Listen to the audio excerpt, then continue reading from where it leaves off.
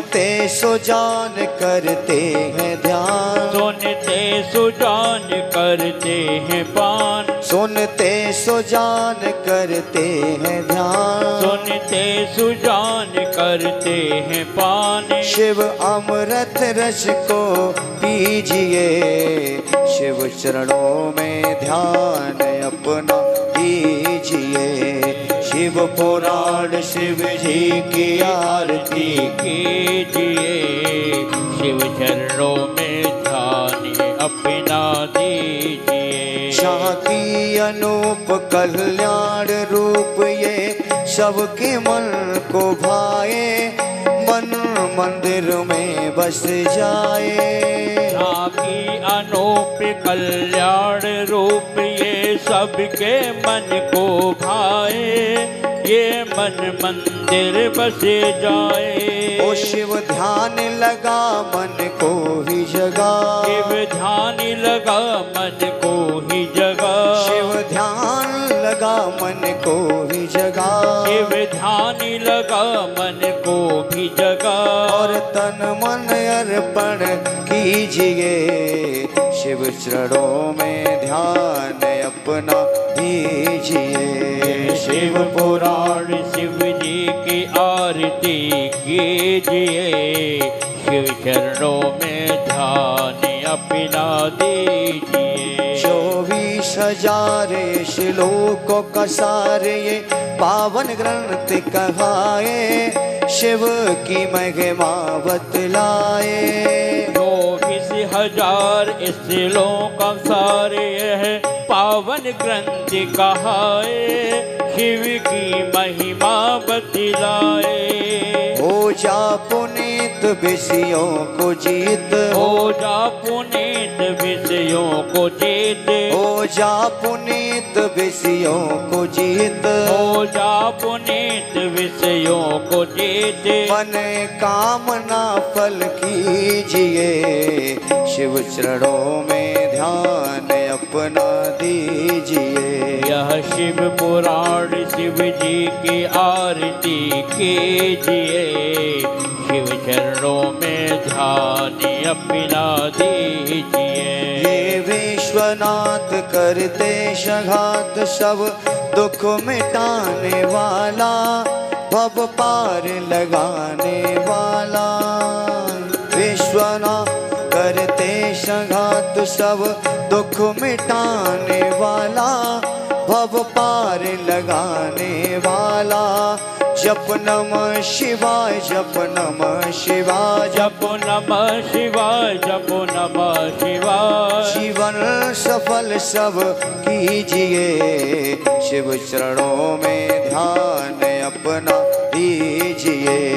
शिव पुराण शिव जी की आरती कीजिए, शिव चरणों में ध्यान अपना दीजिए। ओ कर्पूर गौरम करुणावतारम, संसार सारम भुजगेंद्र हारम।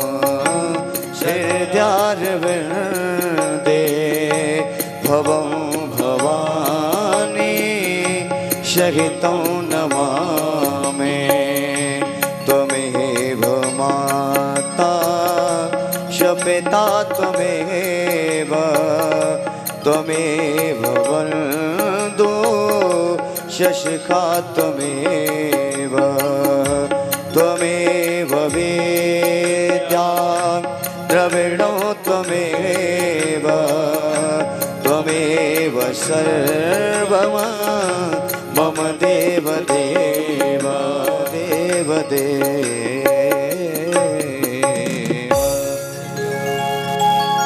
करुणमाणे यथा मंगलदानशीले, हे नाथ नारायण वासुदेव, श्री कृष्ण गोविंद हरे मुरारी। हे नाथ नारायण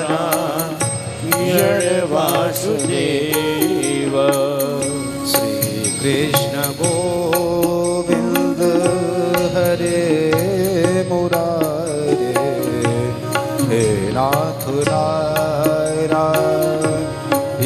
वासुदेव।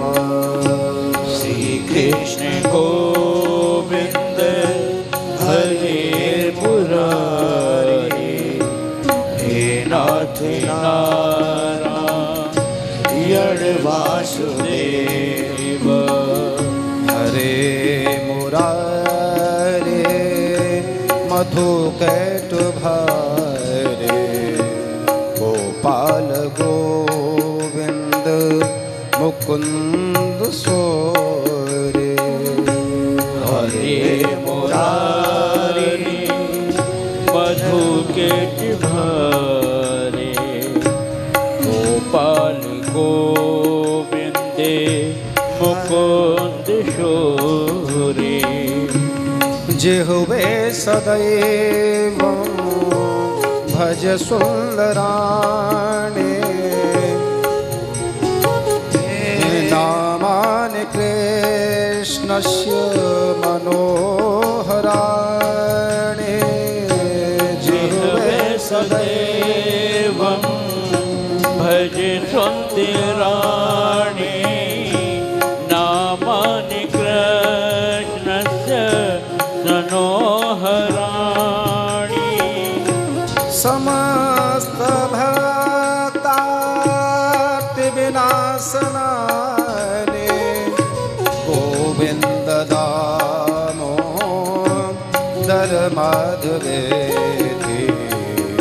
श्री कृष्ण गोविंद हरे मुरारे, हे नाथ नारायण वासुदेव। हरे राम राम राम हरे हरे, हरे कृष्ण कृष्ण कृष्ण हरे हरे। हरे राम राम राम हरे हरे, हरे कृष्ण कृष्ण कृष्ण हरे हरे। हरे राम राम राम हरे हरे, हरे कृष्ण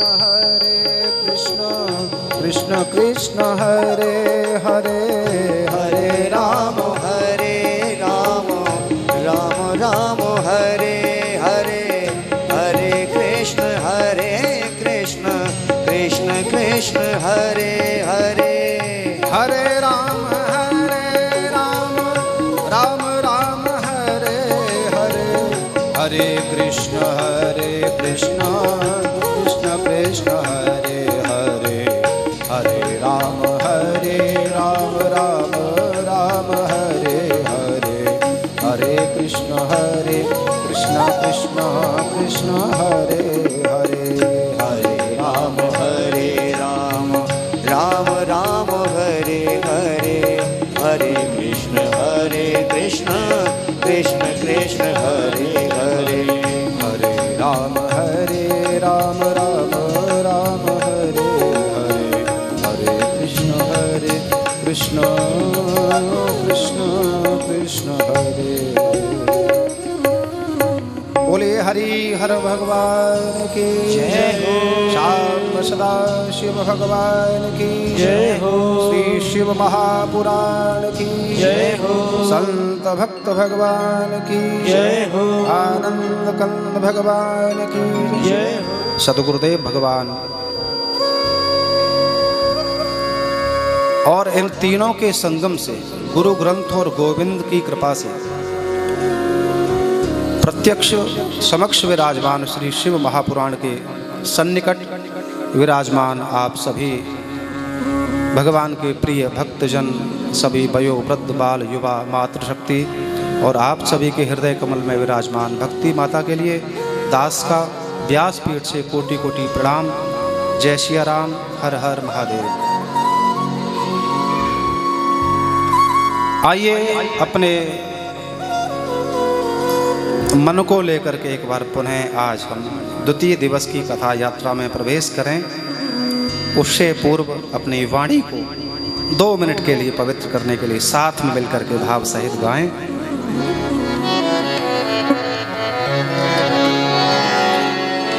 महाजोगे जोगेश्वर शंकर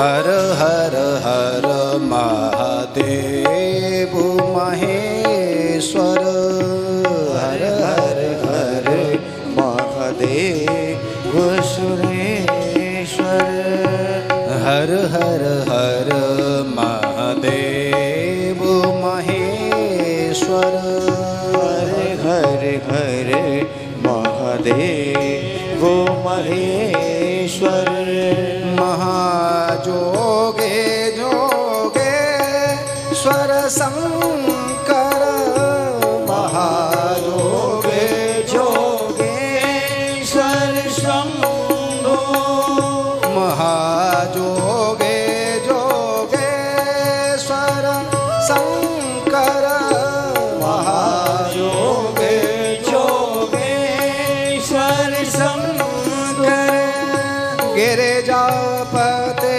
परमेश्वर शुभंकर गिरिजापते परमेश्वर शुभंकर हर हर हर महादेव महेश्वर हर हर हर महादेव महेश्वर जटाजूट माथे सोहत गंगा जटाजूट माथे सोहत गंगा जटाजूट माथे सोहत गंगा जटाजूट माथे सोहत गंगा नीलकंठ भूषित भुजंगा नीलकंठ भूषित भुजंगा उमा सहित गणनायक कार्तिक उमा सहित गणनायक कार्तिक सुर नर मंदित मोने जन सेवक हर हर हर महादेव महेश्वर हर हर हर महादेव सुरेश्वर हर हर हर महादेव महेश्वर आइए भाव से महादेव महादेव महेश्वर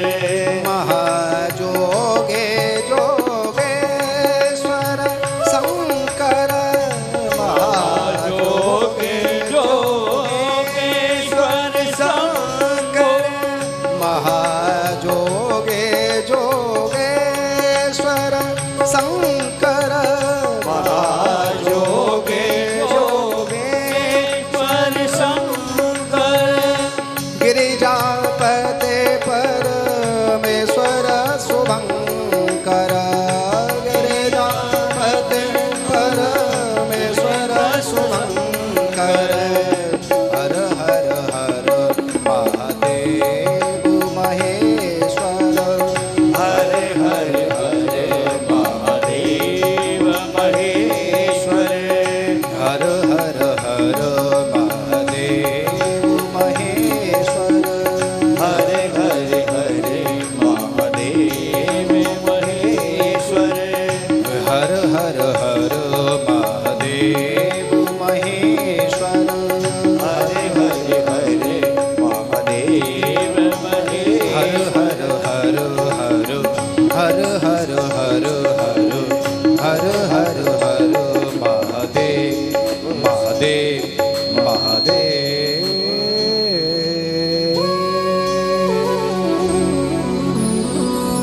नमः पार्वती पतये हर हर हर महादेव। आइए लौटिए एक बार पुनः जहां कल हम लोग सकल लोक जग पावनी गंगा,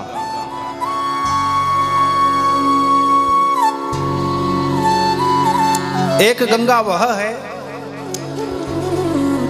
जिसमें हम सभी लोग अपने तन के पाप धोने के लिए, स्नान करने के लिए समय समय पर अवसर मिलने पर जाते हैं। और एक गंगा यह है जो हमारे गांव जरेरा में ऐसे पावनतम धाम भगवान राघवेंद्र के चरणारविंदों में उनकी महती कृपा से अविचल आज दूसरे दिवस में प्रवेश कर रही है। ये दोनों ही गंगा पावन करने वाली है, चाहे भगीरथी गंगा हो,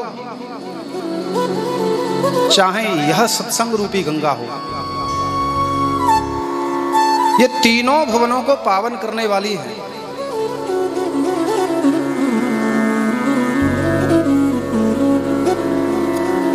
उस गंगा में स्नान करने के पश्चात पाप से मुक्त हो जाते हैं, ये बात सत्य है। लेकिन स्नान करने के बाद में वह पाप दोबारा नहीं करेंगे, इसकी कोई गारंटी नहीं है। गंगा नहाने जाओ, पाप कट जाएंगे, पक्की बात है। लेकिन एक बार पाप काट लिए, दोबारा फिर से आकर के वो पाप नहीं करोगे, पता नहीं फिर करोगे, क्योंकि पता है गंगा में नहाने से कट जाएंगे। फिर कर लो और भर भर के गठरी ले जाओ और खूब गंगा नहाओ और छोड़ आओ। और उस गंगा में नहाने के लिए जरेरा से निकल के वाहन लेकर के जाना पड़ेगा, पहुंचना पड़ेगा जहां गंगा स्थिर है, जहां गंगा की धार है, वहां पहुंचना पड़ेगा, तभी वो गंगा नहाने के लिए मिलेगी। चाहे आप कचला घाट जाओ, ब्रज घाट जाओ, हरिद्वार जाओ, ऋषिकेश जाओ, जहां मन करे वहां जाओ। चाहे प्रयागराज में नहाने जाओ, नरोरा नहाने जाओ, लेकिन उसके लिए आपको समय देना पड़ेगा। और एक गंगा यह है जो चल करके आपके गांव में आई है, और हो सकता है उस गंगा में नहाने जाओ तो गंगा तक पहुंच ना पाओ, गंगा की जगह कहीं और लोग पहुंच जाते हैं, गंगा नहीं पहुंच पाते। और एक गंगा यह है जहां आपको केवल अपने गांव से, अपने घर से, अपने क्षेत्र से घर छोड़ करके कुछ समय के लिए, केवल 3-4 घंटे के लिए इस गंगा में आके बैठना है। लेकिन कैसा दुर्भाग्य है हम लोगों का कि बस गिने चुने लोग वहां गंगा नहाने के लिए खूब प्रयास करते हैं, यत्न करते हैं, खूब गंगा नहाने जाएं। लेकिन एक जो गंगा यहाँ हमारे गांव में चल के आई है, सकल लोक जग पावने गंगा, उस गंगा में नहाने के लिए हम तैयार नहीं हैं। बंधुओं, उस गंगा में नहा करके पाप दोबारा नहीं करोगे, गारंटी नहीं है। लेकिन अगर एक बार इस गंगा में नहा लिए तो पाप तो कटेंगे ही, बशर्ते पाप नहीं करोगे, ये पक्की गारंटी है।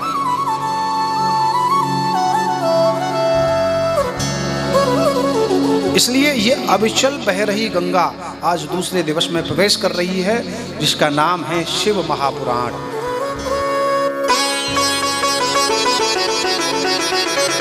अक्सर हम सभी लोग अपने जीवन में जहाँ विपरीत हमको दिखाई देता है, उल्टा पुल्टा दिखाई देता है, तो बड़े डरते हैं। अपने विरोधी से भी बहुत डरते हैं। डरते हैं साहब, अपना एक भी विरोधी हो जाए, बगल वाला शत्रु हो जाए, खेत के बराबर वाला दूसरे खेत वाला अगर शत्रु हो जाए तो बहुत डर लगता है। सोचते हैं क्या करेगा, भयभीत होते हैं। अच्छा, बाहर की बात छोड़ो, अगर घर में ही कोई कुपात्र व्यक्ति निकल आवे तब ज्यादा भय लगता है कि अब क्या होगा।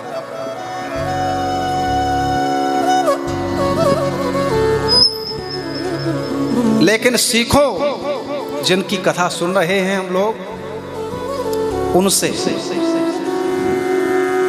किससे? शिव से। यह शिव महापुराण हमको हमारे जीवन में जीना सिखाती है, आनंद से जीना सिखाती है। कैसे जिया जाए? अनुकूलता के साथ में तो जीना सहज है,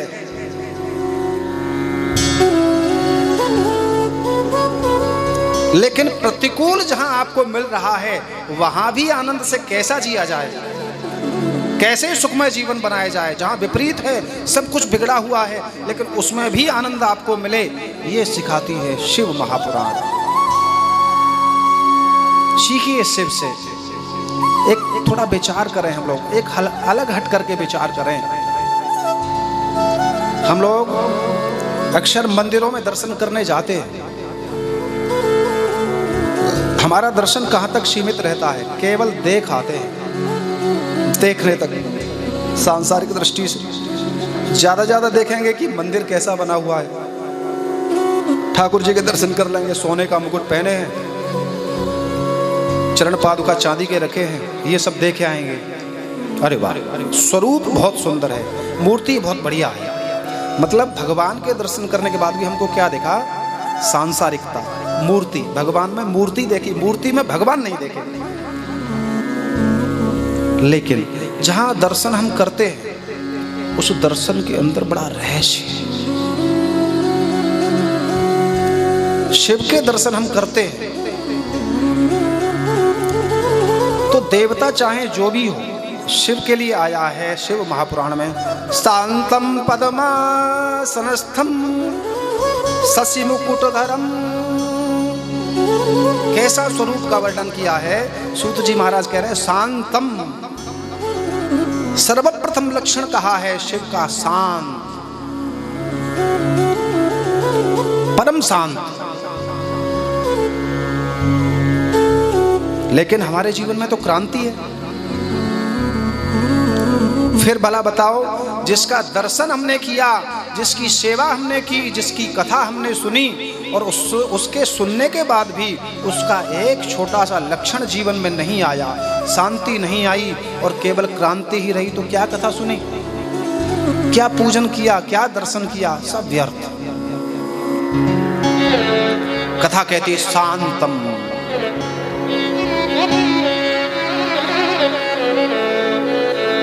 पद्मासनस्थम। शांति की परिभाषा कही है। शांति किसे कहते हैं? तो शांति की परिभाषा कहते हैं सूत जी महाराज, जो व्यक्ति अनुकूल अथवा प्रतिकूल स्थिति में उग्र एवं व्यग्र न हो, उसे शांति कहते हैं। आपका जो बाह्य आवरण है वह उग्रता है, लेकिन जो आपका आंतरिक आवरण है, जो आपका मन है, उसमें उग्रता आना वो व्यग्रता है। अब अनुकूलता में तो कोई भी शांत रह सकता है, लेकिन विपरीत स्थिति होने पर भी शांत हो तब शांति है। अब बताओ, जिन भगवान शिव की कथा हम सुन रहे हैं, उनके जीवन से ज्यादा क्या हमारे लोगों में विपरीतता है? आपके परिवार में विपरीतता है? बिल्कुल भी नहीं। सीखिए इन शिव से, थोड़ा देखिए, चिंतन करते हैं। शिव का परिवार, हमारे परिवार में एक पत्नी खराब निकल आवे तो डर के मारे भागे, इधर फोन, वहां फोन, उधर फोन, कैसे सुधरे, कैसे संभले, गुरुजनों पे फोन। बेटा खराब निकल आवे तो भी परेशान, बेटी खराब हो, कोई अनाचरण वाली बात करे तो भी बहुत परेशान। लेकिन देखिए भगवान शिव को, विचार करिए, शिव का परिवार, कितने लोग हैं परिवार में? स्वयंभू भगवती जगदम्बा जगदीश्वरी माता पार्वती, 2 पुत्र। अब थोड़ा विचार करो,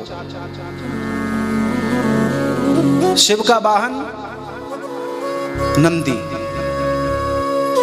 और देवी का वाहन शेर। शेर और बैल घोर शत्रु, एक दूसरे के घोर विरोधी। गणेश का वाहन चूहा, भोलेनाथ के गले में भुजंग, विषधर सर्प, सर्प और चूहे की घोर शत्रुता। चूहा नीचे बैठा बैठा डरता है, सोचता है कि अगर भोलेनाथ के गले का हार नीचे उतर आया तो ये तो नीचे आएगा और हम ऊपर चले जाएंगे।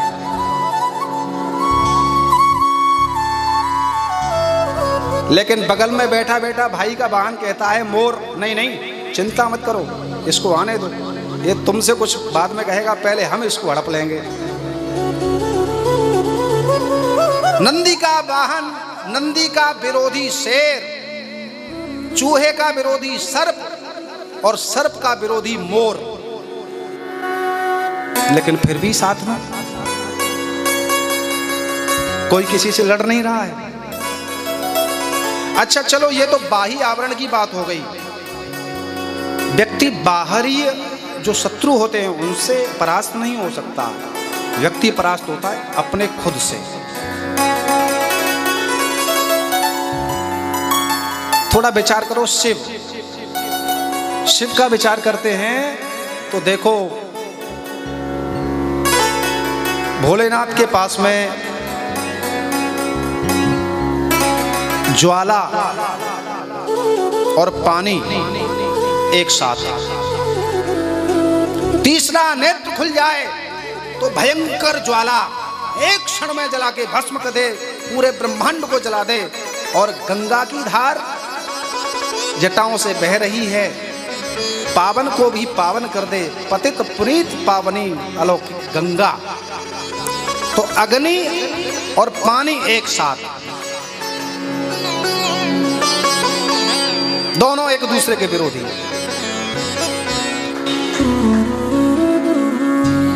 और विचार करो, हमारे घरों में भूत लग जाता है और भूत के मारे तो पता नहीं जाने कहां कहां भागते हैं। कथा सुनने नहीं आएंगे, कथा सुनने बिल्कुल नहीं आएंगे, घर में बैठेंगे। भूत लग गया होता तो पूरे ब्रह्मांड को छाने आएंगे, भागते फिरेंगे भूत के डर के मारे, भूत लगाए। लेकिन जहां भूत भावन भगवान की कथा हो रही हो, जिनके गण हैं भूत, शिव के कहने से ही तो चलते हैं।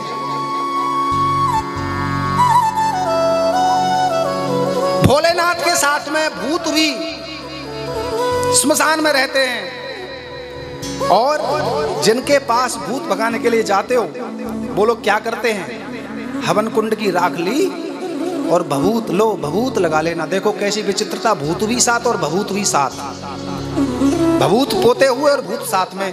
जिससे भूत बिल्कुल पास में नहीं आए भभूत लगा के, वो भूत भी साथ में और भभूत भी पोते हुए हैं। तो भूत और भभूत भी साथ, अग्नि और पानी भी साथ, सर्प और चूहा साथ, चूहा और मोर साथ, सर्प और मोर साथ, बैल और सिंह साथ, फिर भी साथ। तब भी कह रहा है शिव महापुराण, सब शांतम पद्मासनस्थम, शांत, हर स्थिति में शांत। जो अनुकूल और विपरीत स्थिति में उग्र एवं व्यग्र न हो, वह शांत होता है। तो क्या ऐसे लक्षण भगवान भोलेनाथ से हमें जीवन में सीखने चाहिए कि नहीं? जो परम शांत हैं, जिनके परिवार में एक से घनघोर विरोधी हैं, वो शांत हैं, तो क्या ऐसे भगवान की कथा सुनने के लिए हमें मंदिर पे आना चाहिए कि नहीं आना चाहिए? लेकिन ध्यान रखो बंधुओं, अगर ऐसी कथा से अगर वंचित हो रहे हो, चाहे कारण जो भी हो, भगवान तो सबके लिए समान है। भगवान किसी के साथ दुराव नहीं करता है। अगर ऐसी कथा से भी अगर वंचित हो रहे हैं, हम कथा सुनने नहीं पहुंच पा रहे हैं, तो समझो ये भगवान की कृपा नहीं, ये हमारा दुर्भाग्य है।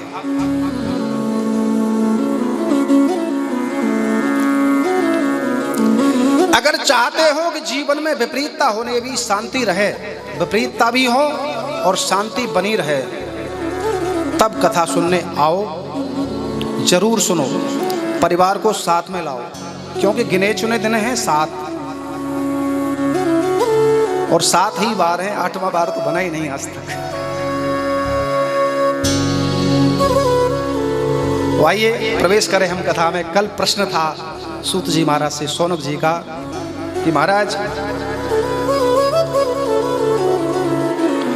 परम तत्व क्या है। तो शिव महापुराण की प्रथम विद्येश्वर संहिता में हम लोग प्रवेश करते हैं। प्रश्न सुनने के पश्चात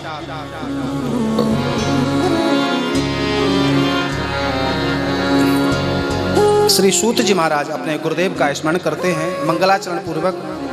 आइए हम लोग भी मंगलाचरण पूर्वक, मंगलाचरण कहते हैं जिसको स्मरण करने पर हमारे ग्रंथ की जो प्रारंभ हमने किया है वो निर्विघ्न रूप से समाप्त हो जाए, विश्राम हो जाए, इसलिए मंगलाचरण करना अनिवार्य होता है। तो जो मंगलाचरण श्री सूत जी महाराज ने किया है, वेद व्यास जी ने किया है, उसको हम भी थोड़ा कहें। आइए ध्यान करिए अपने भगवान के चरणों में।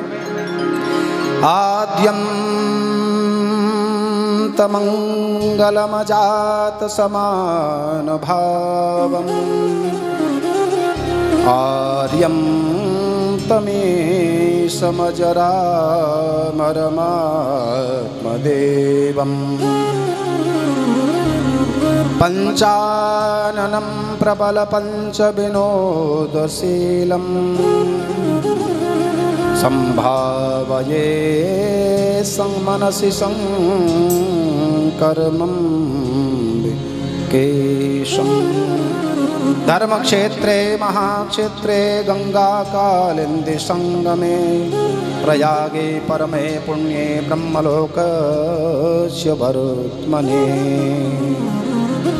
ऐसा पावनतम मंगलाचरण करते हुए स्तुति जी महाराज कह रहे हैं कि आद्यंत मंगल मदात्म जात गर्भम, जो भगवान आदि अंत और स्थिति इन तीनों से परे है, ना वो जन्म लेते हैं, ना वो मृत्यु को प्राप्त होते हैं, और ना उनकी स्थिति है, और ना ही अनस्थिति है।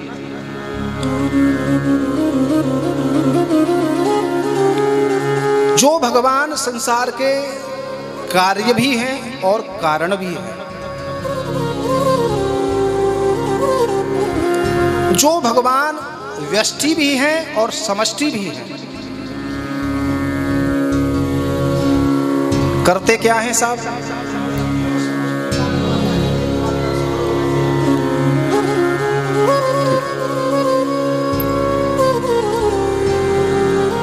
भगवान संसार बनाते भी हैं और बनते भी हैं।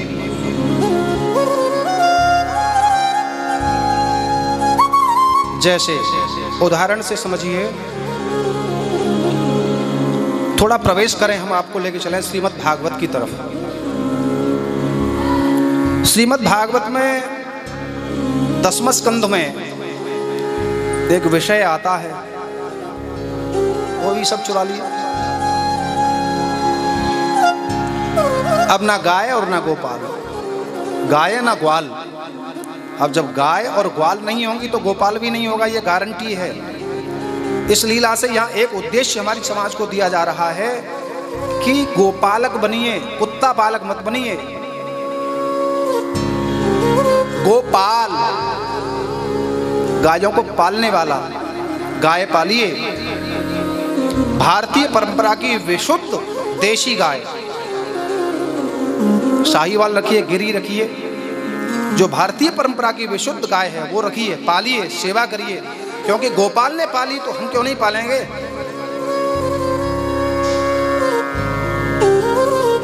और जहां गाय नहीं होती है वहां गोविंद नहीं होता है। लेकिन आज कैसी दुर्दशा है गायों की हमारी की।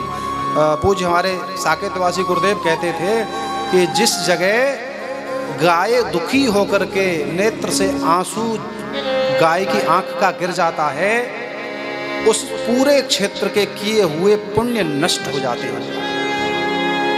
लेकिन आज कैसी दुर्दशा है हमारे समाज में कि गायें मारी मारी फिर रही हैं। हमारे कहने का भाव है गोपालक बनिए। जहां गाय नहीं होगी तो गोपाल भी नहीं होगा। गायें ब्रह्मा ने चुराई, ग्वाले भी ब्रह्मा ने चुराए, तो कृष्ण ने जान लिया और जान करके ब्रह्मा ब्रह्मलोक पहुंचते उससे पहले स्वयं पहुंच गए।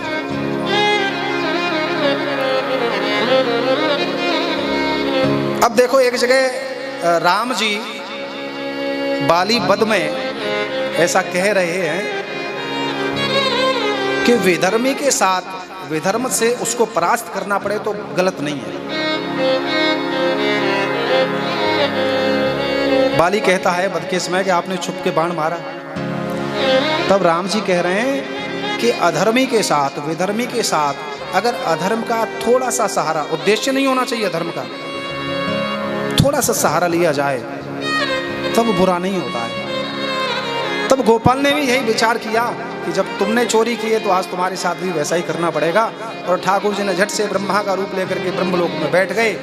अब ब्रह्मा जी तो निश्चिंत थे, बोले देखेंगे ब्रह्मा वो भगवान होगा, अखंड कोटि ब्रह्मांड नायक होगा तो कुछ न कुछ करेगा जरूर, पता लग जाएगा कि भगवान है या कोई वैसा ही छोरा है नंद का। ब्रह्मा जी ब्रह्मलोक के लिए गेट में पहुंचे ही थे। द्वारपालों ने कहा ए बाबा कहाँ जा रहा है? बोले तुम्हारा इतना दुस्साहस कि मैं ब्रह्मा हूं, मुझे पहचानते नहीं हो, तुम्हारे इस लोक का स्वामी हूं और मुझे रोक रहे हो अंदर जाने से। तब दोनों द्वारपाल समझ गए कि जरूर ये कोई बहरूपिया है। बहरूपिया कहते हैं जो बहुत सारे रूप बना ले। तो बोले ये ब्रह्मा का रूप बना के कोई बहरूपिया आ गया, ये ब्रह्मा नहीं है। तो ब्रह्मा जी ने फिर से कहा अरे भाई सावधान हो, मैं ब्रह्मा हूं, कहाँ खोए हो? तब द्वारपालों ने कहा महाराज ब्रह्मा आप नहीं हैं, हमारे ब्रह्मा तो ओरिजिनल भीतर बैठे हैं। अब ब्रह्मा जी बड़े अचंभित हुए, भाई ब्रह्मा तो मैं हूं, मेरी जगह ब्रह्मा कौन हो सकता है? और उधर देख रहे हैं तो वही गोपाल, वही ग्वाल और वही गायें चल रही हैं। अब बताओ कि उधर वाला भगवान है या उधर वाला भगवान है?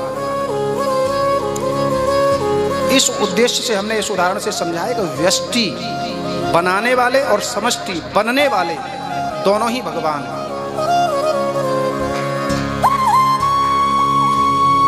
भगवान बनाते भी हैं और बनते भी हैं। तो जो भगवान विश्वनाथ व्यष्टि और समष्टि परख है, त्रिगुण रहित हैं, ऐसे उन भगवान के लिए शांब सदाशिव के लिए भगवती जगदम्बा जगदीश्वरी के सहित हम प्रणाम करते हैं। ऐसा पावनतम मंगलाचरण उन्होंने किया।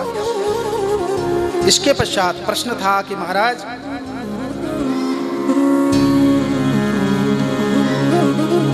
कह पुमान सर्वतत्वेभ्यः पुराणः परतः परः। इस जगह आज दूसरा एक और प्रश्न किया है सूत जी महाराज से कि कह पुमान सर्वतत्वेभ्यः पुराणः परतः परः। आपने अब तक जितना पौराणिक कथाएं हमको सुनाई उन सब में तत्व सारभूत क्या है, उसका सार क्या है और सारभूत सिद्धांत। आप जो ये कथा सुन रहे हैं ना, ये शिव पुराण की कथा है लेकिन सांकेतिक है। सही बात यह है कि यह कथा नहीं है, ये कथा का सार है। सार क्या होता है साहब?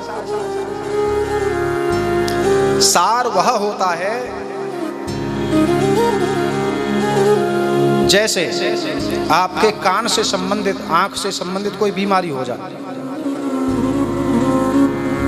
आप डॉक्टर के पास जाएंगे तो वो आपको दवाई जरूर देगा और दवाई जो देगा नाक कान गला ऐसा कहते हैं। आंख और कान के लिए एक ही दवाई का ड्रॉप काम कर जाता है। Year and eyes drop.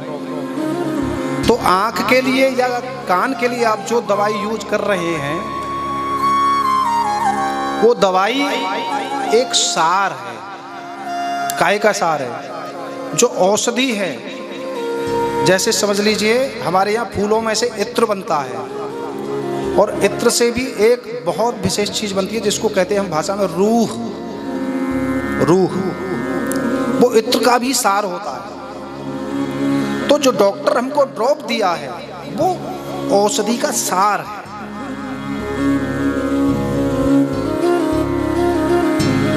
तो यहाँ यही सुखदेव जी, वो सूत जी महाराज से शौनक जी कह रहे हैं कि कहा मान सर्वतत्व्य पुराण परतः परः। महाराज, आप जो पुराणों की अब तक कथा सुनाई या अब जो आपने विषय सुना रहे हैं उसका तत्व क्या है, सार क्या है? और दूसरा प्रश्न कर रहे हैं, अथ किम परमं साध्यम किम वा तत्साधनं परम, अथ किम परम साध्यम किम वा तत्साधनं परम। महाराज, सारभूत सिद्धांत क्या है, सार तत्व क्या है? और दूसरा प्रश्न कर रहे हैं कि किम परमम साध्यम, संसार में परम साध्य क्या है? साध्य, साधना और साधक।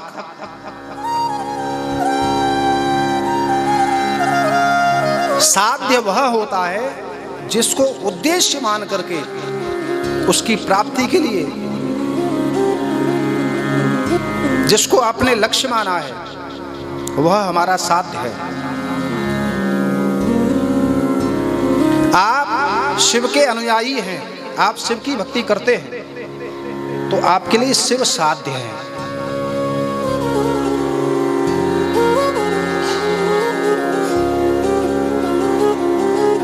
और साधन वह होता है जो साध्य के लिए प्रयोग किया जा रहा है। जैसे सरलता उदाहरण से समझिए, आप अपने गांव से सिकंदराव पहुंचना चाहते हैं, आपका लक्ष्य है कि हमें सिकंदराव जाना है। आप घर से निकले, अगर आपके पास कोई वाहन है, मोटरसाइकिल या और भी कोई दूसरा वाहन, उस वाहन से आप सिकंदराव पहुंच जाओगे। अब यहां समझ लिए कि आप जो जा रहे हैं आप साधक हैं, और जिस वाहन से जा रहे हैं, जिस साधन से जा रहे हैं वो साधन है, और जहां जा रहे हैं वो साध्य है। साध्य, साधक और साधन। तो महाराज, संसार में परम साध्य क्या है? कोई कहता है देवी की उपासना करो, कोई कहता है कृष्ण की उपासना करो, कोई कहता है राम की उपासना करो, और कोई कहता है सब कुछ छोड़ छाड़ के योग करो, अष्टांग योग करो। अब महाराज क्या करे और क्या न करे? बड़े विस्मय की बात है, किसकी बात माने और किसकी न माने।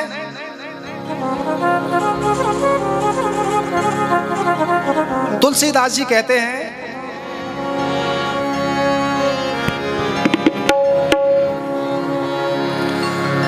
अल्प तो अवध जीवता में बहु सोच पोच,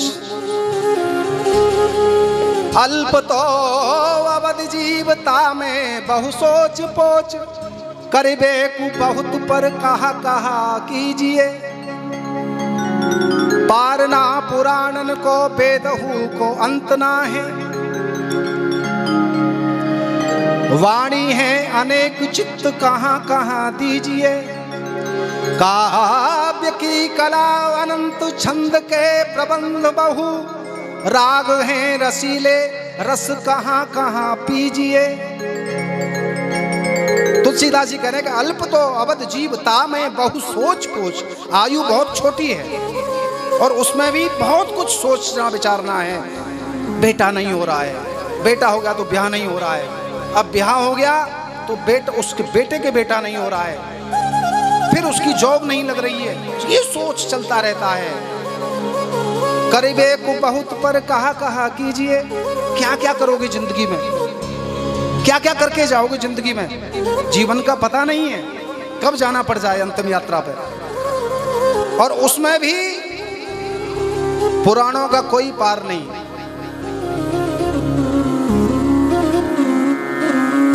सब तैयार बैठे हैं, भागवत पुराण वाला कहेगा आओ हमारे पास आओ,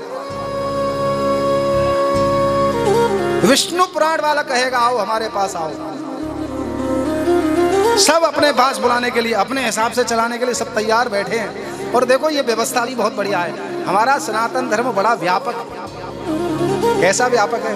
हमारे यहाँ सनातन संविधान में बहुत अच्छी व्यवस्था है। देखो भाई, हम लोग अक्सर अपने धर्म पे बड़ी उंगली उठाते हैं। हम तो उठाते ही हैं, दूसरे वाले लोग कम उठाते हैं, हम ज़्यादा उठाते हैं। क्यों?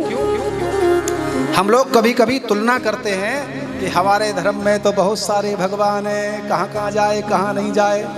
देवी के पास जाओ तो शंकर जी बुरा मान जाएंगे, और शंकर जी के पास जाओ तो राम जी बुरा मान जाएंगे, और राम जी के पास जाओ तो कृष्ण बुरा माने, और कृष्ण के पास जाओ तो हनुमान जी गदा लेके तैयार, हमारे पास नहीं आया।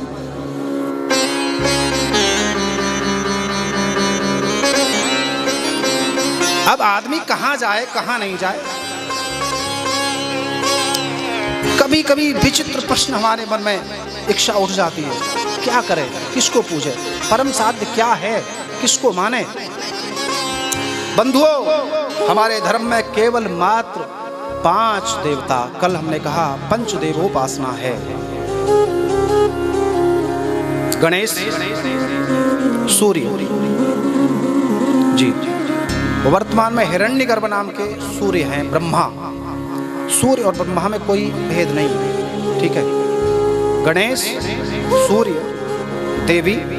अब देवी में आप चाहे जो मानो, शिव और विष्णु, ये पंचदेव हैं।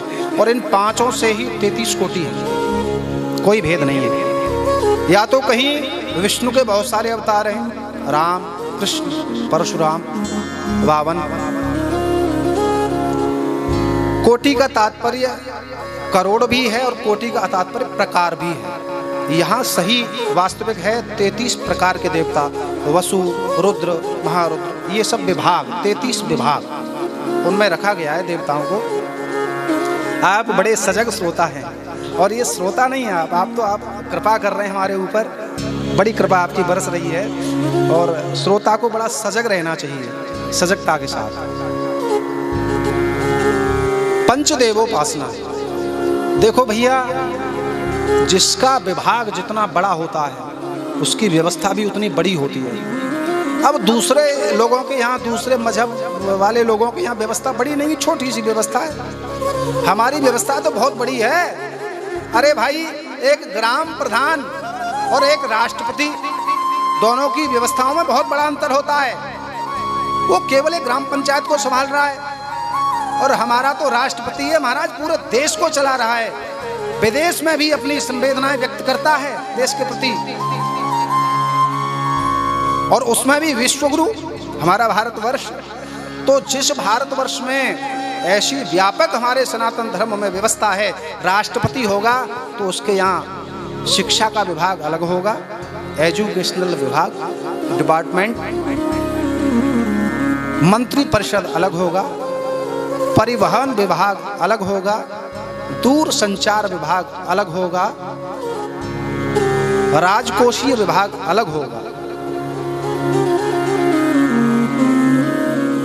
व्यवस्था बड़ी है तो विभाग अलग देने पड़ेंगे, तत्वता है एक ही। तो पंचदेवोपासना, भैया दुर्गा जी तैयार बैठी हैं कि तुमको धन चाहिए, सौभाग्य चाहिए, पुत्र चाहिए तो हमारे पास आओ। लक्ष्मी जी तैयार बैठी हैं सोने के घड़े लेकर के, धन चाहिए तो हमारी उपासना करो, हमारे पास आओ। हनुमान जी गदा लेके तैयार बैठे हैं, भैया तुमको भूत प्रेत परेशान कर रहा हो, बल और बुद्धि ज्ञान चाहिए तो हमारे पास आओ। सरस्वती भगवती वीणा को झनकार करती हुई विराजमान बैठी हैं कि अगर तुमको ज्ञान चाहिए, बुद्धि चाहिए, हमारे पास आओ। शंकर जी तैयार बैठे हैं, तुमको ज्ञान चाहिए,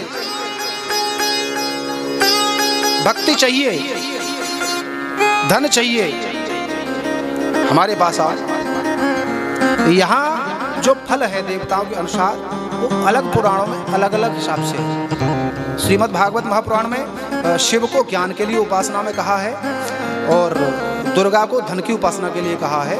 अष्टवसुओं को आदि आदि गंधर्व आदि को अलग अलग आप श्रवण कर चुके हैं पहले, वो सब आपको पता ही होगा। तो व्यवस्था हमारी इतनी बड़ी है, जिसको जो चाहिए वो अलग डिपार्टमेंट में जाओ। लेकिन हम लोग क्या करते हैं, एक भक्त था,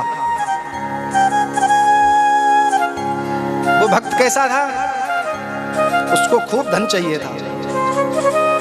अच्छा, धन के लिए तो सब भाग रहे हैं, धन चाहिए, माया चाहिए खूब। मायापति को नहीं लेना चाहता है कोई, मायापति सबको चाहिए।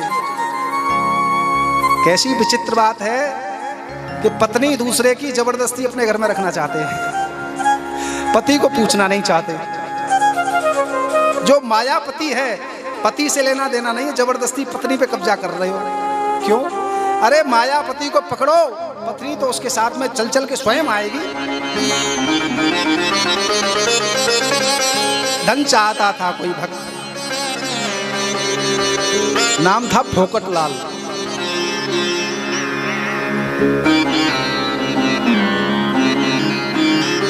शिव की उपासना करता था, प्रयास करता था धन मिले, धन मिले। जहां तहां कोई मिल जाता था उसी से पूछ लेता था, महाराज धन चाहिए, शंकर जी की पूजा करता हूं, बताओ कैसे मिलेगा।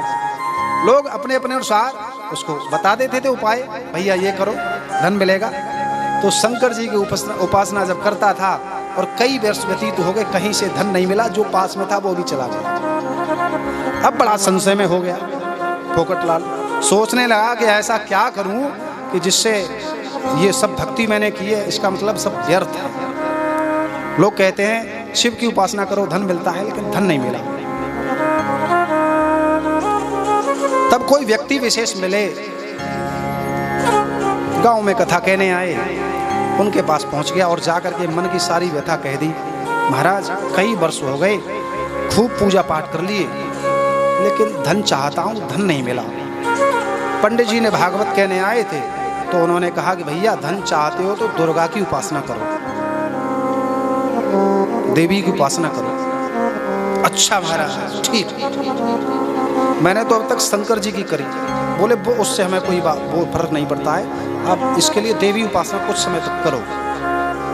झट से बाजार में गया और श्रद्धा जगी और एक बढ़िया सी प्रतिमा भगवती की ले आया, और जहाँ अलमारी में शंकर जी की प्रतिमा थी, शंकर जी उठाए और अलमारी के ऊपर रख दिए और वहाँ दुर्गा जी बिठा दी।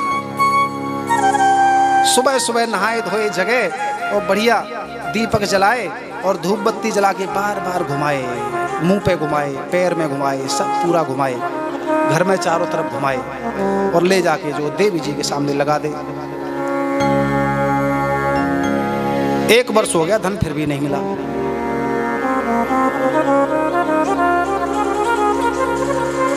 पंडित जी फिर आए, पंडित जी से कहा पंडित जी आपने उपाय बताया था, मैंने किया। बोले आपने किया? बोले हाँ। धन नहीं मिला। बोले भैया अभी और करो, कुछ समय और करो, अभी छोड़ना नहीं, मिलेगा।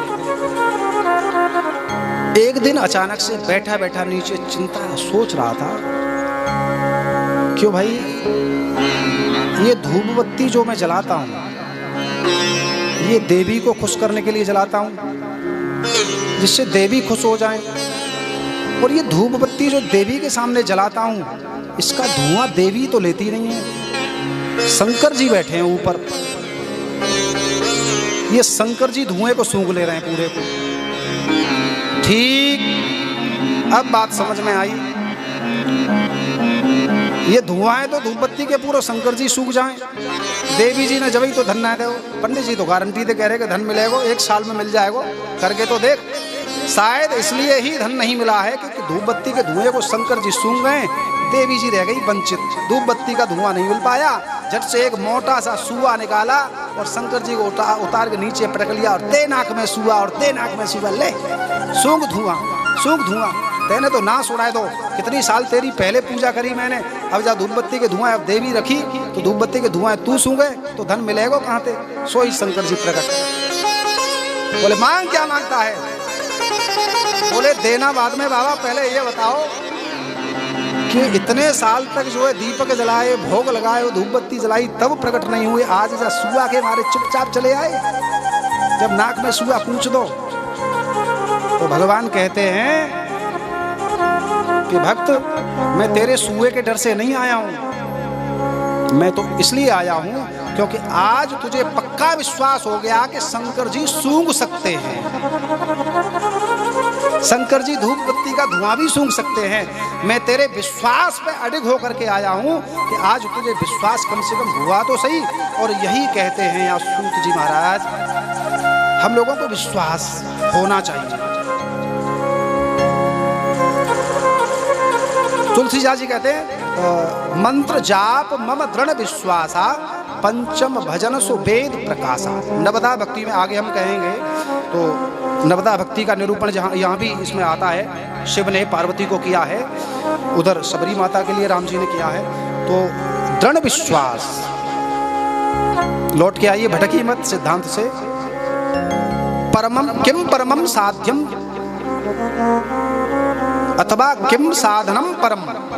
प्रश्न था कि परम तत्व क्या है, दूसरा प्रश्न था कि परम साध्य क्या है और परम साधन क्या है। ये दो प्रश्न यहाँ हुए हैं।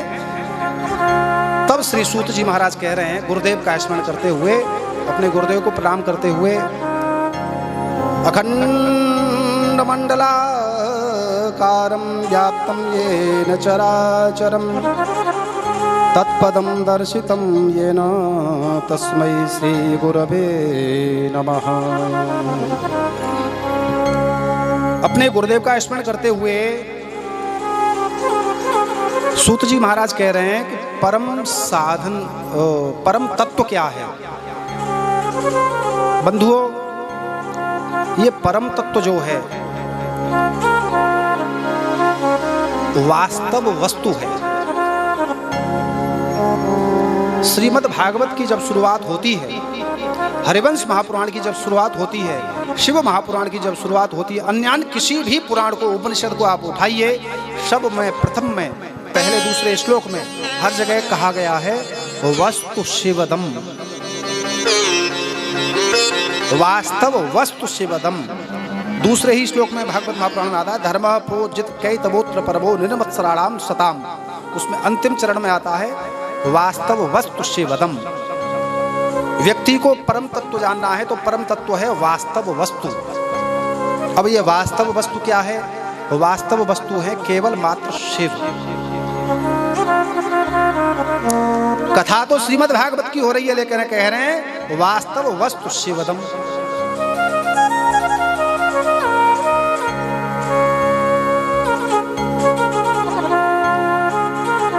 परम तत्व है सबका शिव।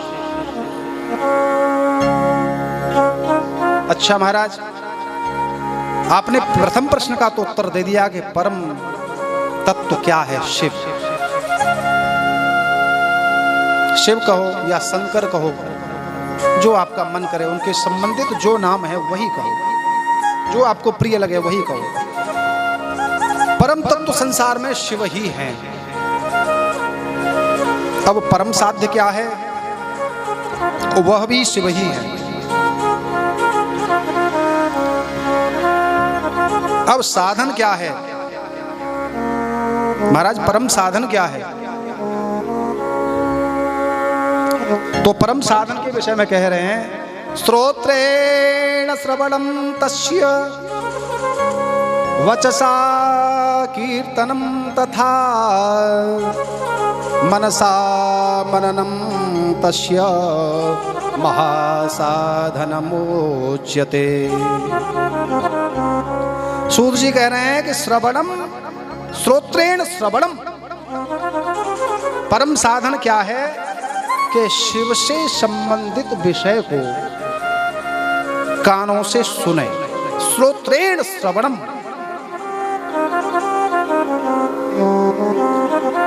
और जो इन कानों से भगवत कथा नहीं सुनता है, तुलसीदास जी संकेत करते हैं जिन हरि कथा सुनी नहीं काना, श्रवण रंध्र अहि भवन समाना।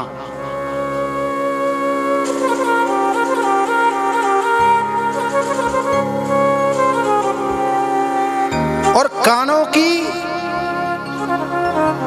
विशेषता कुंडल पहनने से नहीं है माताओं, सही कह रहे हैं ना हम बात। कानों की सुशोभना जो है, कान जो शोभनीय होते हैं वो सुंदर कुंडल झाले पहनने से नहीं है। लेकिन आप क्या करती हो? कुंडल के लिए तो लड़ गए, कुंडल झाले चाहिए, अब तो नई डिजाइन आई है वही चाहिए। नहीं, आप अगर अपने कान को सार्थक बनाना चाहती हैं, कुंडल पहनो, बढ़िया है, आभूषण पहनना चाहिए, माताओं की शोभा होती है। लेकिन कानों की परम शोभा है सुनना, सुनना नहीं चाहते हैं। आज कोई व्यक्ति सुनना नहीं चाहता, सुनाना सब चाहते हैं। ईश्वर ने जो शरीर दिया है, इसमें भी बड़ा दार्शनिक चिंतन जब करेंगे तो बड़ा रहस्य छुपा है इस शरीर में। 2 कान, 1 मुंह। अब बताओ, कान ज्यादा जरूरी है या मुंह? मुंह के बिना सारा शरीर बेकार। कान नहीं होगा तो काम चलेगा मशीन लगा के, लेकिन मुंह नहीं हुआ तो सब बेकार। कहां से खाओगे, पियोगे कैसे? ईश्वर बड़ा न्यायकारी है। उसने संतति को जो शरीर दिया, ये अंग प्रत्यंग जो बनाए, बड़ा सोच समझ के बनाए। इसको 2 कान दे रहा हूं भैया, 2 बार सुनो तब 1 बार बोलो। लेकिन हम क्या करते हैं, 4 बार बोलो और 1 बार भी मत सुनो। और कुंडल पहनो सुंदर सुंदर कान में, नहीं। श्रोत्रेण श्रवणम। माताओं, पति की बात सुनना नहीं चाहती हो, सास ससुर की बात सुनना नहीं चाहती हो, व्यर्थ है कुंडल पहनना, कोई काम आने वाला नहीं है। सोना संग नहीं जाएगा, यहीं उतार लेंगे। सुना हुआ कान में जाएगा, संग जाएगा। सुनोगे, आचरण करोगे तो संग जाएगा।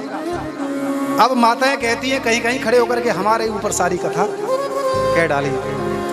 तो माताओं, आप संसार की आधारशिला हो। श्रीमद् भागवत में परिभाषा करते, न गृहम गृहम मिथ्याहु गृहिणी गृह मुच्यते। सुदामा चरित्र में सुशीला के वृत्तांत में आता है कि न गृहम गृहम मिथ्याहु गृहिणी गृह मुच्यते। घर को घर नहीं कहा जाता, गृहिणी को घर कहा जाता है। सुशीला नारी हो वह घर है, अथवा स्त्री सुशील नहीं है तो घर कितना भी बड़ा हवेली हो सब बर्बाद कर दे। तो आप अपनी परम शोभा बनाओ सुनना। 4 बार सुनो तब 1 बार बोलो, देखो कैसी शांति घर में आएगी। गारंटी, व्यासपीठ गारंटी देता है आपको।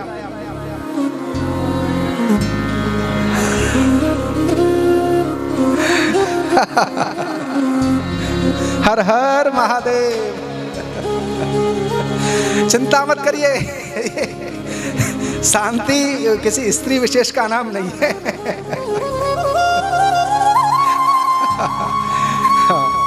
तो श्रोत्रेण श्रवणम, लौटिए सिद्धांत पर। कान की शोभा सुनने से है, परम साध्य है। सुनिए क्या? शिव चरित्र। तस्य वचसा कीर्तनम तथा। फिर उसके बाद में वाणी से उसका कीर्तन करिए। कीर्तन का तात्पर्य है, कीर्ति और तन चाहते नहीं है। जो जीवन में शिव तत्व को न जान पाए, और शिव तत्व को जानेगा कब? जब उसके संबंधित विषय को सुनेगा, कीर्तन करेगा, उसके प्रति उत्कंठा होगी। यह ज्ञान जो आपको मिल रहा है, तत्व ज्ञान इसको कहें, तो यह ज्ञान तब इसकी सार्थकता ज्यादा होती है जब उत्कंठा हमारे अंदर हो, तब इस ज्ञान की सार्थकता जरूर होती है। लेकिन महाराज, संसार में अगर ऐसा प्राणी हो जिसको उत्कंठा, प्यास बिल्कुल नहीं हो, और जबरदस्ती उसको कहा जाए कि ले शरबत बहुत बढ़िया है, सौंफ पड़ी है, काली मिर्च भी है, बढ़िया ठंडाई बनाई है, थोड़ा पी लो, और पेट भरा हो पानी पी पी के, तब 17 प्रश्न कर देगा व्यक्ति, भैया कहाँ का पानी है, कहाँ से लाए थे, आरओ का है, बिस्लेरी का है, किसका पानी है, कौन से नल का है, कौन से कुएं का है। कहने का तात्पर्य है अंदर से भरा हुआ है। और अगर लग रही हो प्यास रेगिस्तान की तरह कि बिल्कुल पानी दूर दूर तक दिखाई नहीं देता हो, और पानी चाहे गंदे नाले का ही जो है फिल्टर होके आ गया हो, एक बार भी नहीं पूछेगा, झूठे को चुपचाप पी लेगा। तो महाराज जिसके अंदर उत्कंठा नहीं है, पिपासा नहीं है, कथा सुनना नहीं चाहता, कीर्तन करना नहीं चाहता, देखो कैसी विचित्रता, इतना बड़ा प्रांगण और गांव इतना बड़ा, और वो नहीं चाहती है कि ये कथा सुनने जाए। बंधुओं, जीवन की सार्थकता इसमें नहीं है। परम साधन है श्रोत्रेण श्रवणम, सुनो कानों से। अरे भाई गिने चुने 7 दिन हैं और 7 दिन भगवान की कथा सुनने को मिली है। वक्ता के मुंह से न जाने कौन सा शब्द कब निकल जाए जो हमारे जीवन को बदल दे, परिवर्तित कर दे। हमारे बेटे में कोई अनाचरण की बात है, उसको सुधार दे। हमारी पत्नी के अंदर कुछ ऐसा हमको लगता है जो नहीं होना चाहिए, उसके अंदर उसका असर हो जाए। तब ऐसी कथा को सुनने के लिए जाना चाहिए कि नहीं जाना चाहिए? हम लोग पसंद करते हैं खूब नाच गाना हो, 2.5 घंटे की कथा और उसमें 4 भजन ऐसे हो खूब नाचे झूमे। अरे भैया क्या मिलेगा? नाच तो वैसे ही रहे हो माया के मारे, नाचने नहीं होते तो अब तक गृहस्थ थोड़ी हो गया होता आपका। नाच नाचते तो गृहस्थ हुआ है आपका। कम से कम जहां परम शांति का विषय है, परम साध्य साधन का विषय है, वहां तो कम से कम तन नहीं नाचे, मन नाचना चाहिए। संसार में तन को खूब नचाओ, कीर्तन आए तो खूब नाचो, तन को भी नचाओ, और तन भी न नाच रहा हो तो मन बढ़िया नाचना चाहिए। अच्छा महाराज, आप कह रहे थे कि परम साधन यह है, परम साध्य यह है, परम तत्व यह है, लेकिन हम कह रहे हैं महाराज कि जिसके अंदर उत्कंठा न हो उसके लिए क्या ये साधन आपका बताया हुआ फलीभूत होगा? और जब ये साधन फलीभूत नहीं होगा तो क्या उस व्यक्ति का कल्याण होना संभव है? वो क्या करेगा, कहां जाएगा? महाराज, जो व्यक्ति शिव तत्व को नहीं जानता हो और शिव से संबंधित कथा न सुनना चाहता हो, वाणी से कीर्तन नहीं करना चाहता हो, मन से मनन नहीं करना चाहता हो, वो क्या करेगा? उसका कल्याण कैसे संभव है? तब यहाँ निरूपण करते हैं श्री वेद व्यास जी शिव पुराण में कि ऐसे प्राणी को लिंगेर बरोर्चन नाम मात्रान मुक्ता पूर्वे महाजना वेर मात्रे तु तत्सर्वं पूज्यते देवता गणा लिंगे वेरे च सर्वत्र कथम संपूज्यते नरः। ऐसे प्राणी को चाहिए कि भगवान शिव की लिंग की सेवा करे अथवा वेर की सेवा करे। वेर की सेवा, वेर का तात्पर्य मूर्ति, प्रतिमा। शिव की शिवलिंग जहां हो, देवालय जहां हो, उसकी सेवा करें। शिव की प्रतिमा, मूर्ति जहां हो, उनकी सेवा करें। शंका का समाधान तो हो गया, लेकिन एक नए प्रश्न ने जन्म ले लिया। प्रश्न क्या हुआ महाराज? संसार में जहां कहीं जिस देवता का हम दर्शन करते हैं, हनुमान जी का दर्शन करो तो हनुमान जी का एक ही विग्रह होगा, मूर्ति ही मूर्ति मिलेगी। राम जी का दर्शन करोगे तो सब जगह राम जी की मूर्ति मूर्ति मिलेंगी। कृष्ण का दर्शन करोगे तो कृष्ण की मूर्ति मूर्ति मिलेगी। रूप अलग हो सकता है लेकिन होगी प्रतिमा ही। लेकिन शिव के अर्चन में विशेषता है, लिंग भी होगा और मूर्ति भी होगी। अन्य दूसरे देवताओं से विशेषता शिव में है। ऐसा है साहब? सब सहमत है इस बात से? तब प्रभु हमारा एक प्रश्न और आपसे है कि सोतु मिच्छामि योगींद्र लिंगाविर्भाव लक्षणम।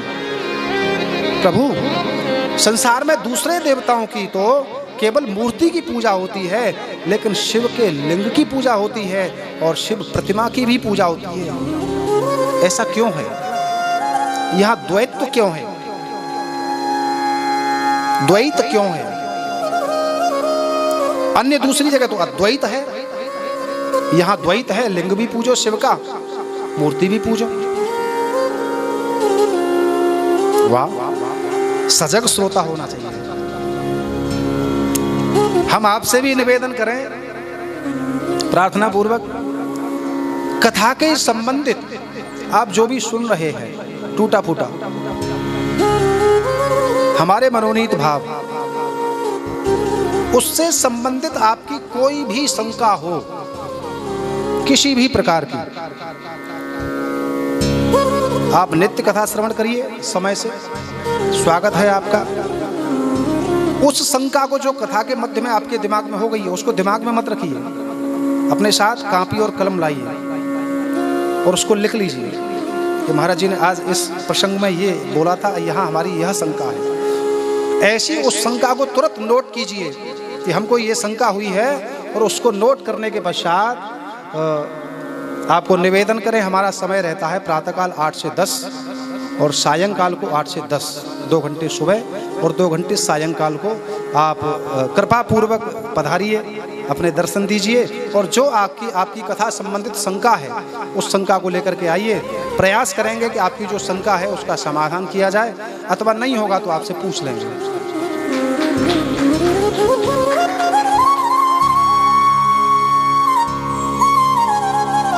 तो सजग श्रोता बन करके अब कथा सुन रहे हैं आप, और शंका दिमाग में आई, आपने बगल वाले से कहा देखो इस जगह ये ऐसा बोलो, तो आपने अपने को भी डिस्टर्ब किया, बगल वाले को भी डिस्टर्ब किया। कथा जो है एक योग है, कथा क्या है? परम योग है। समाधिस्थ होकर के कथा सुननी चाहिए। कोई शंका आई, लिख दी, बस आगे वाला टॉपिक निकल जाएगा।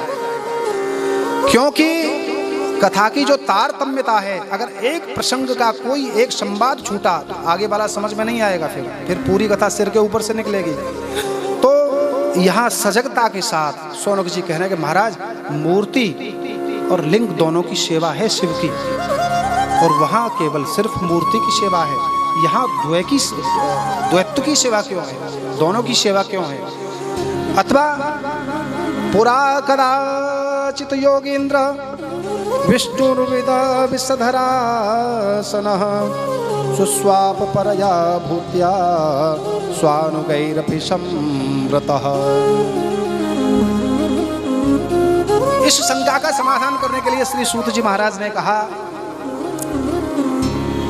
कि प्रथम आप जो शिवलिंग की सेवा करते हैं, यह जान लीजिए कि यह शिवलिंग है क्या।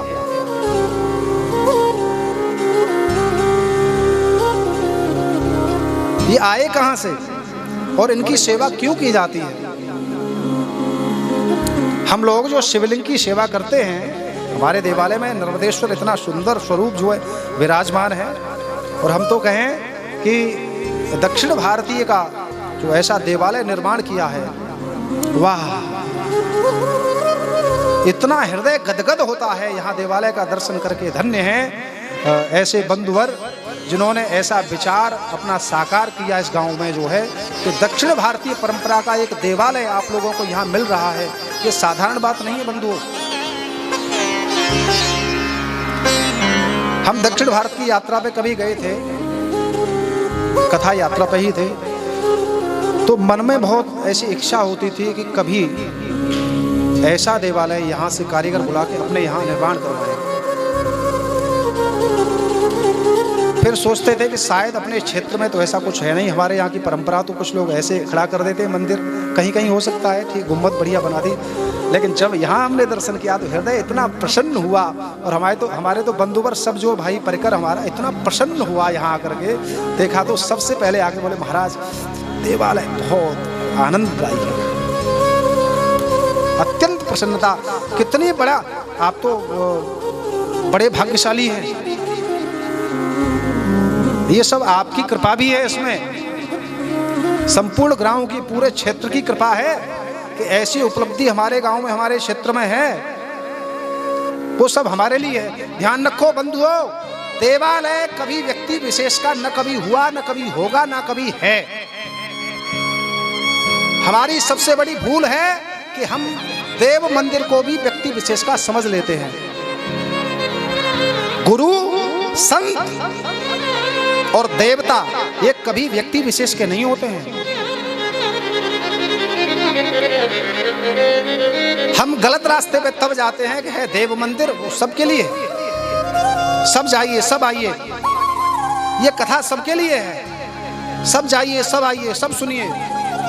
हमारी सबसे बड़ी भूल होती है कि हम देव मंदिर को किसी व्यक्ति विशेष का समझ लेते हैं। भैया भगवान उसके ही थोड़े ही हैं, हमारे भी उतने हैं जितने उसके हैं। खूब आइए, खूब लाभ लीजिए, नित्य संध्या बंदन आरती में खूब लाभ लीजिए। अगर फिर भी आप इससे वंचित रह रहे हैं किसी कारणवश, तो आप अपने भाग्य को जो अब तक मिल गया है उसको बिगाड़ रहे हैं। ऐसे देवालय में एक बार माथा आके रोज टेकिए, देखिए कितना बड़ा लाभ होता है, बहुत बड़ा लाभ होगा।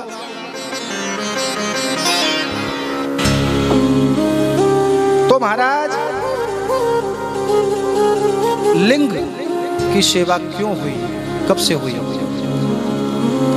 तो सूत जी कह रहे हैं, पुरा कदाचित योगींद्र विष्णुरु विषधरासनः सुस्वाप परया भूत्या स्वानुगैरपि संवृतः।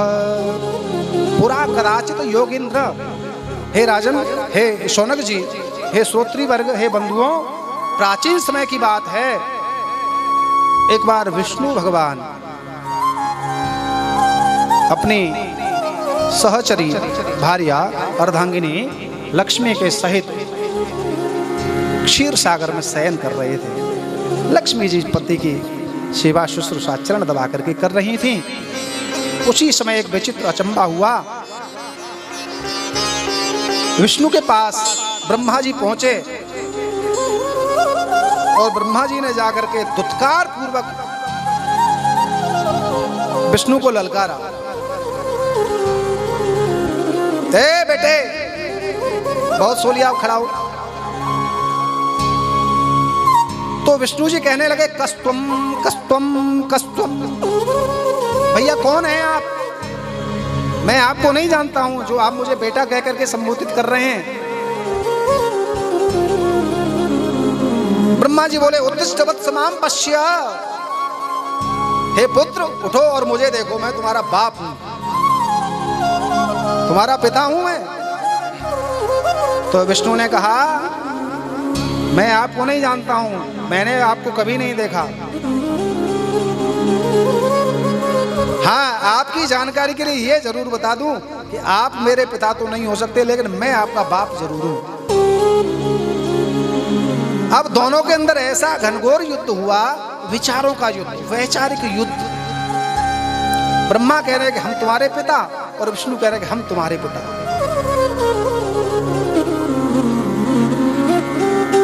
एक कोई भक्त था, किसी संत के पास पहुंच गया और संत जी उपदेश कर रहे थे कि भैया भगवान का भजन करो। तो भक्त ने अपनी बुद्धि की पराकाष्ठा का प्रयोग किया और कहने लगा कि भगवान तो कहीं नहीं होते, सब व्यर्थ की बात है।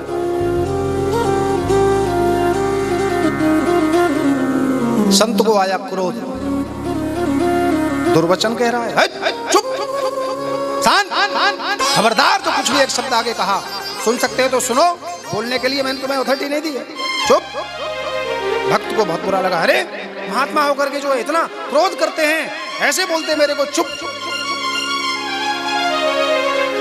तो संत जी बोले, भैया मैंने क्रोध अपने स्वभाव से नहीं किया था, तुम्हारी बुद्धि को सद्बुद्धि में बदलने के लिए क्रोध किया था।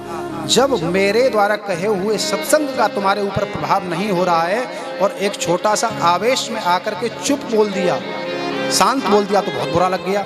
तो बताओ, तुम्हारे स्वभाव पर चुप और शांत बोलने का असर हो गया, तो सत्संग का असर क्यों नहीं होगा? जरूर होगा। समझ में आए ना आए, लेकिन सत्संग का असर होगा, निश्चित होगा।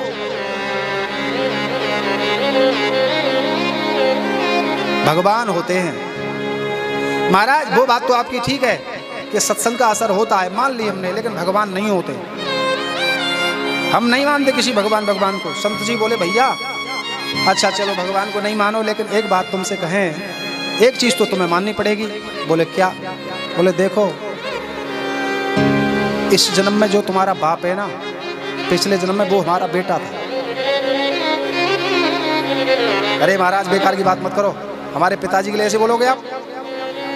ये पिताजी के लिए बढ़िया बात नहीं बोल रहे हैं आप। हमारे पिताजी अपने बेटा कैसे हो सकते हैं? वो तो हमारे पिता हैं। संत जी बोले, बिल्कुल ठीक कह रहे हैं, और सुनो, उससे पहले के जन्म में हम तुम्हारे भी बाप थे। जट से भक्त को आया क्रोध और बोला, हाँ सुनो बाबा, सुन बाबा, तू कहूँ बाप फाप ना हो, बाप तो हम तेरे आ जाइए, बाप तो हम हैं तेरे, आज भी बाप है हम तेरे। तो संत जी बोले, भैया बाप तू ही बना रहे, लेकिन कम से कम तूने ये मान तो लिया कि पिछले जन्म में हम तेरे बाप थे। जब पिछले जन्म में हम तेरे बाप हो सकते हैं तो भगवान भी है। तो वही द्वंद्व युद्ध चल रहा है, वैचारिक क्रांति चल रही है कि हम तुम्हारे पिता, हम तुम्हारे पिता। और ऐसा वैचारिक क्रांति हुई, वैचारिक क्रांति व्यवहार में आई। बंधुओं, सजगता के पूर्वक, सावधान पूर्वक सुनो, जो विषय हमारे मन में आता है वह एक न एक दिन हमारी वाणी से जरूर आता है। वाणी हमारी जो है एक साधन है मन के अंदर के विषय को बाहर लाने का, और यह वाणी भी परम साधन है मन के अंदर ले जाने का। हमको 3 परम साधन कहे हैं, श्रोत्रेण श्रवणम, वचसा कीर्तनम तथा मनसा मननम। विचार करिए, भगवत प्राप्ति का, परम प्राप्ति का, परम तत्व प्राप्ति के ये 3 ही द्वार हैं शरीर में। हमारे शरीर में वैसे द्वार कितने हैं? 9 द्वार, बल्कि 10म द्वार, 10 द्वार, 10म द्वार ब्रह्मरंध्र। परमात्मा जो है परम तत्व, वो 3 ही द्वारों का विषय है।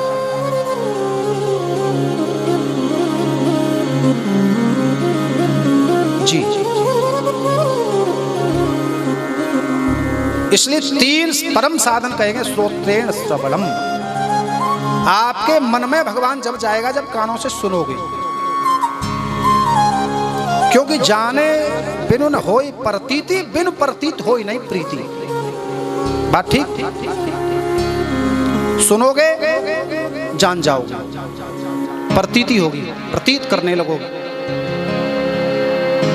वाणी से कहोगे तो मन में उसका असर होगा। अब हम लोग मंत्र जपते हैं, गुरु धारण किया, कभी कभी अपने मन में शंका हो जाती है कि इतने साल हो गए मंत्र जपते जपते कोई असर नहीं देखा। असर होता है, जरूर होता है। जिस दिन आपके पाप और पुण्य का खाता बराबर हो जाएगा उस दिन असर हो जाएगा। इसलिए वाणी से जपो। क्यों महाराज, आप जपते हैं? हमने तो सुना है आपने भी बढ़िया गुरु धारण कर रखे हैं। लेकिन आपको चाहिए कि कथा श्रवण के समय अपना झोली माला लेकर के गुरु प्रदत्त मंत्र का जाप करते रहना चाहिए। और जितने गुरुमुख लोग हैं सबको अपना गुरु मंत्र चलते रहना चाहिए। फिर कथा सुनो, देखो कितनी लाभदायी होती है कथा, पता लगेगा। इसलिए यहाँ प्रथम महात्मा में कहा है कि गुरु दीक्षा विहीनानाम नाधिकारम कथा श्रवेत। कल महात्मा 6म अध्याय में कहा है महात्म्य के में कि बिना गुरु दीक्षा के कथा सुनने का लाभ नहीं मिलता। दीक्षा लेकर के कथा सुननी चाहिए। ठीक है साहब? तो 3 परम साधन हैं, और यहाँ विषय चल रहा है कि हम तुम्हारे बाप, हम तुम्हारे बाप। मन में आया कि हम तुम्हारे बाप, तभी तो बाहर वाणी से निकला। और विष्णु कह रहे हैं कि नहीं पिता हम तुम्हारे हैं। वो द्वंद्व युद्ध, वैचारिक क्रांति मन की ऐसी बढ़ी कि व्यवहार में आई, व्यग्रता से उग्रता हुई, और उग्रता युद्ध में परिवर्तित हो गई। विष्णु और ब्रह्मा का युद्ध होने लगा। ऐसा युद्ध होने लगा कि कोई भला सहज ही एक दूसरे से परास्त नहीं होना चाहता है, एक दूसरे को नीचा दिखाना चाहते हैं। और आजकल हम सब लोगों के मन में भी तो सबसे बड़ा ये द्वंद्व युद्ध है? सबसे बड़ा युद्ध ही है कि हम श्रेष्ठ, हमसे आगे कोई नहीं।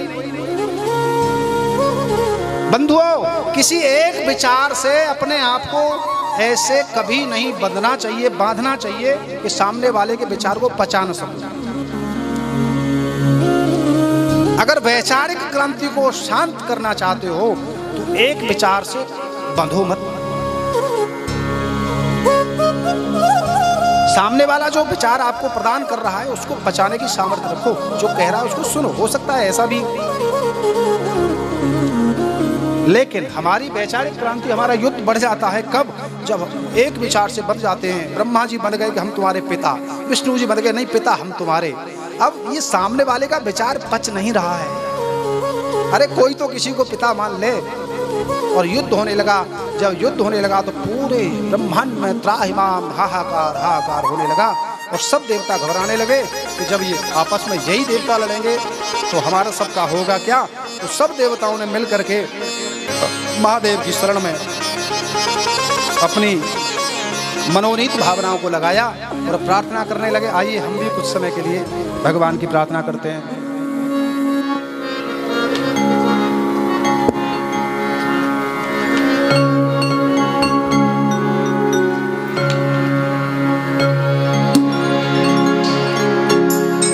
हर हर हर महादेव, हर हर हर महादेव, हर हर हर महादेव, हर हर हर महादेव, हर हर हर महादेव, हरे हरे महादेव। शिव शंकर आदिदेव, शिव शंकर आदिदेव, शिव शंकर आदिदेव, शिव शंकर आदिदेव। हर हर हर महादेव, हरे हरे हरे महादेव, हरे हरे हर महादेव, हरे हरे हरे महादेव।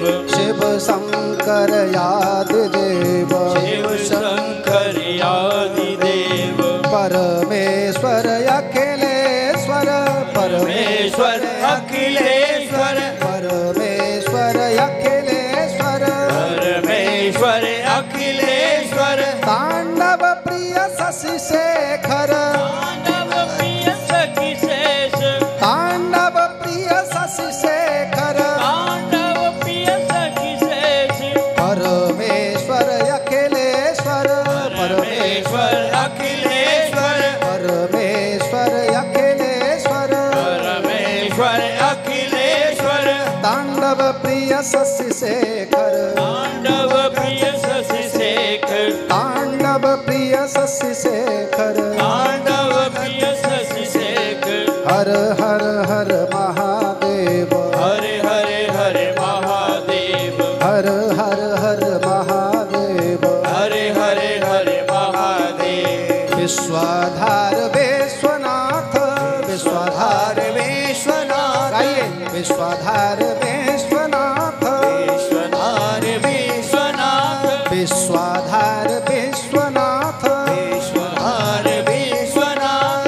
गंगाधर धीरनाथ, गंगाधर धीरनाथ, गंगाधर धीरनाथ। गंगाधर धीरनाथ। हर हर हर महादेव, हरे हरे हरे महादेव, हर हर हर महादेव, हरे हरे हरे महादेव। शिव शंकर आदिदेव, शिव शंकर आदिदेव, शिव शंकर आदिदेव। शिव शंकर आदिदेव। महादेव आइए भाव से।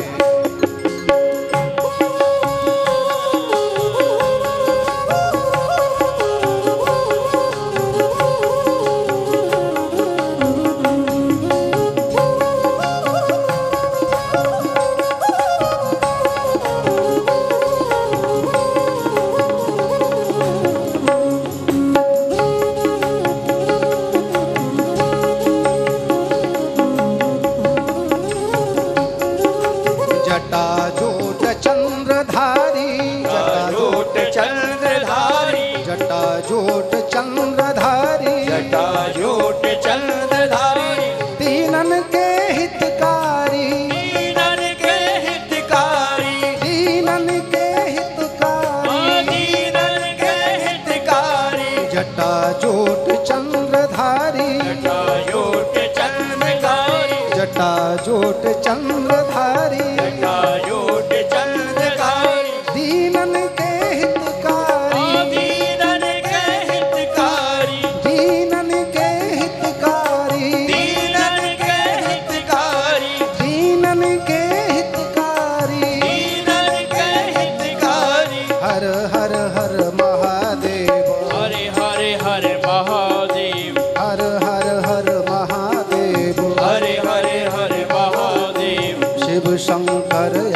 आदिदेव शिव शंकर आदिदेव शिव शंकर आदिदेव महादेव शंकर आदिदेव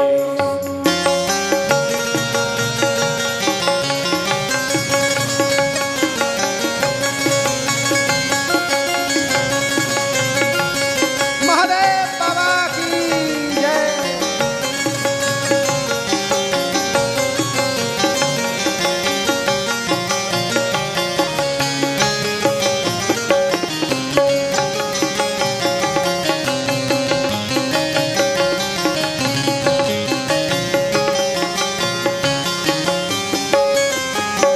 गौरीपति नंदीश्वर गौरीपति नंदीश्वर गौरीपति नंदीश्वर गौरीपति नंदीश्वर गौरीपति नंदीश्वर गौरीपति नंदीश्वर गौरीपति नंदीश्वर गौरीपति नंदीश्वर गौरीपति नंदीश्वर गौरीपति नंदीश्वर गौरीपति नंदीश्वर गौरीपति नंदीश्वर शैलेश्वर जगदीश्वर शैलेश्वर जगदीश्वर शैलेश्वर जगदीश्वर शैलेश्वर जगदीश्वर गौरीपति नंदीश्वर गौरीपति नंदीश्वर गौरीपति नंदीश्वर गौरीपति नंदीश्वर शैलेश्वर जगदीश्वर शैलेश्वर जगदीश्वर शैलेश्वर जगदीश्वर शैलेश्वर पतिश्वर बंधुओं, हर और हरि हम जो भाव गा रहे हैं, हर हर हर महादेव शिव शंकर आदिदेव, हम आपसे निवेदन करें, ये हर जो है ये शिव का ही पर्याय है, महादेव का ही पर्याय है। हर शिव को ही हर कहते हैं। अब हर किसे कहते हैं? हर एक बार मुंह से बोलने से हरयते सर्व पापानाम इति हरः, जो एक बार हर बोलने से मनसा वाचा कर्मणा किए हुए पापों का हरण कर ले, उसको कहते हैं हर। तो ऐसा हर हमको बोलना चाहिए कि नहीं? फिर चुपचाप क्यों बैठे हो? बोलिए। गौरीपति नंदीश्वर गौरीपति नंदीश्वर गौरीपति नंदीश्वर गौरीपति नंदीश्वर शैलेश्वर जगदीश्वर शैलेश्वर